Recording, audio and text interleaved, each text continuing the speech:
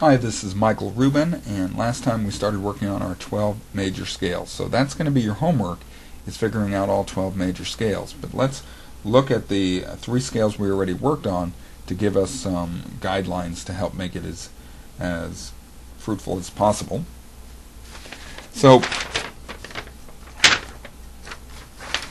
we got the C major scale, the C sharp major scale, and the D major scale. Now I want you to notice that they're in horizontal rows that are parallel to one another, but they're also in vertical columns that are parallel to one another. So you're going to wind up with 12 horizontal rows and 8 vertical columns, and you want them to be as clean as possible so that you can quickly look at your scale and find out which note is in the 5th position of the scale, or whatever. That's just an example. Okay, now I want you to notice that the first note and the last note are always the same. The C scale ends with C. The C sharp scale ends with C sharp.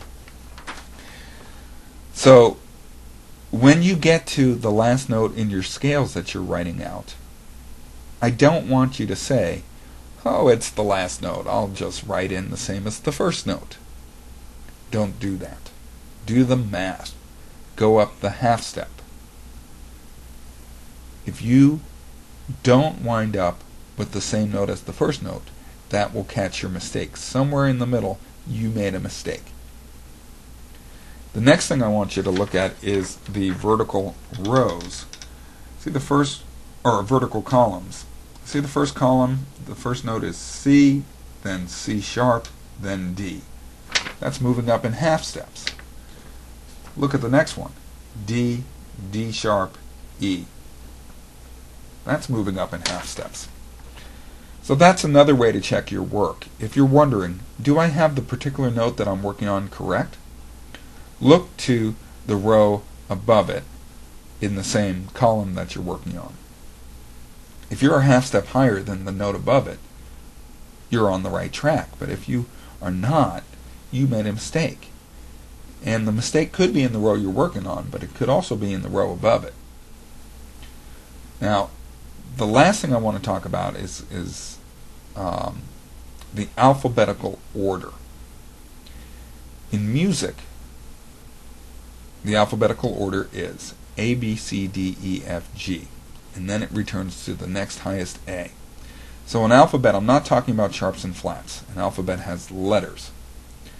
So in the musical alphabetical order, G comes before A, and A comes after G. Well, there are 3 types of A's. There's an A flat, an A, and an A sharp. Alphabetically, I want you to think of them all as the letter A. So after G could either come an A flat, or an A, or an A sharp. So let's look at the scales and see the alphabetical order of the scales. If you look at the first one, C, what comes after C in the alphabet? D, what comes after D in the alphabet? E, and it just goes all the way. C, D, E, F, G, A, B, C. If you look at the third one, the D scale, D, E, what comes after E in the alphabet? F. So we wrote down F sharp because it was the black key that could be named F sharp or G flat. We could have named it G flat. We could have said D, E, G flat. But that would not have been alphabetical. D, E, F sharp is alphabetical. And it continues in an alphabetical way. D, E, F sharp, G, A, B, C sharp, D. But look at the C sharp scale. What comes after C in the alphabet? D. So the next note is D sharp. What comes after D in the alphabet? E. But we didn't write down E. We wrote F. Something is wrong. Now, if I were to play C sharp, D sharp, F on my melodica, do, re, mi, it sounds like do, re, mi. So F is the correct sound, or the note represented by F is the correct sound. But F is not the correct name because it's not alphabetical. C sharp, D sharp, F, that's not alphabetical. So we need to come up with another name, an enharmonic, for the letter F that uses the letter E. Just a reminder, enharmonic means two names for one note. So for example, C sharp is the enharmonic of D flat. So, can you think of another name for F that uses the letter E? I'll give you a hint. It could either be E sharp or E flat. Well, what does the word sharp mean? One note higher than.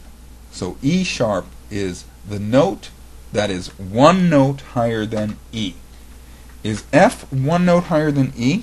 Well, here's E on the keyboard, and here's F, just one note to the right. Low, high, one note higher than. So yes, F is one note higher than E, therefore F could also be called E sharp. So we're going to change C sharp, D sharp, F to C sharp, D sharp, E sharp. Now if we continue on the old page, it says C sharp, D sharp, now we're going to use E sharp, F sharp, G sharp, A sharp, C. What comes after A in the alphabet? B. And yet we wrote down C. So this is another situation where we have to find an enharmonic for C that uses the letter B. B sharp. So alphabetically, C sharp, D sharp, E sharp, F sharp, G sharp, A sharp, B sharp, C sharp. Now it's alphabetical. You ever see The Simpsons where they have the barbershop quartet called the B sharps? Now you're in on the joke. Also because Homer is not so bright. I call these enharmonics academic enharmonics because only people who went to school really care about this stuff. But, you know, I mean, if you're in a bar band, the chances of them saying play an E sharp is very low. Even if they're in the key of C sharp, they'll probably still say F. But I want you to know about these academic enharmonics because you may be in a band with a guy who went to school for music, and if he says play an E sharp, I don't want you to say, huh? And I don't want you to say, oh, I know, you mean F, don't you? I want you to say nothing. In your mind, say, he means F, and then play the F. He doesn't want to teach you. He wants to play with you. You need to be able to communicate with him. Okay, so next time we're going to figure out the 12 major scales. See you soon.